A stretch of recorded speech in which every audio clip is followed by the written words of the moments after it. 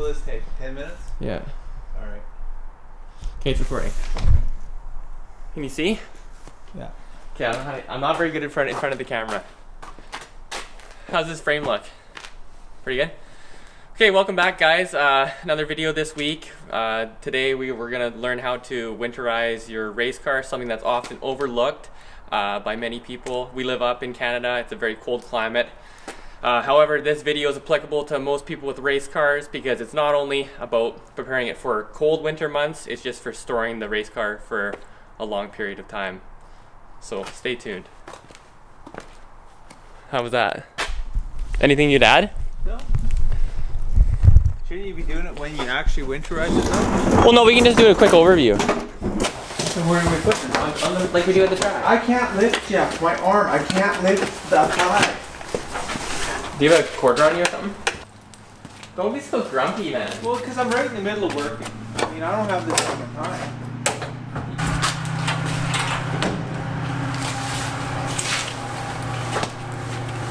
Okay. Alright, so as you can see, our suspension is all off the ground. It's all supported by the frame, which allows the suspension to completely unload, which will in turn make it last longer and will keep it at the specifications that it was when we bought the truck, or bought the suspension for the truck.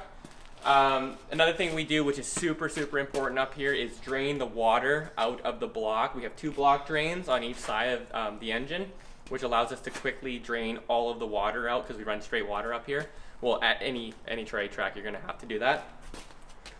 We then close the drains and we fill the entire cooling system with 50/50 antifreeze and water, which just allows, you know what will happen if the water freezes inside the block. It'll actually crack the block, which we do not want.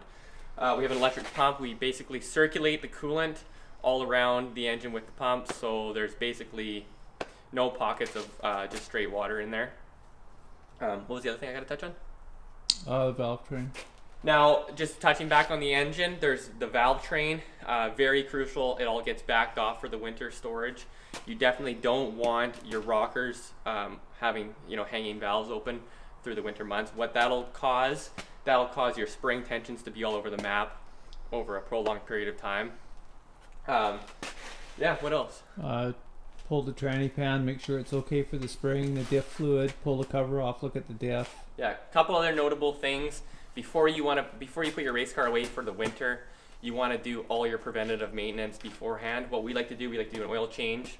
We like to cut the oil filter open and check for metal. That way, if we have any major concerns, we can do that work over the winter time, and that will not interfere with our springtime racing. We do the same thing with the transmission. We pull the transmission pan down, and we also remove the rear diff cover. What else? That's about it. Keep the battery on a charger. Also, you're going to want to invest in a trickle charger for the battery. Replacing batteries does not have to happen as much as people think. If you keep batteries on a charger, just a small little 2-amp trickle charge, they'll last many seasons, and we've had great success doing that on this truck. I'll show you our charging setup here on this truck. So as you can see, the box is full of stuff right now, but here's what we have going on. We have 2 studs coming outside of our battery box, just tucked underneath there. That just goes to a little trickle charger, so it stays charged basically all the time.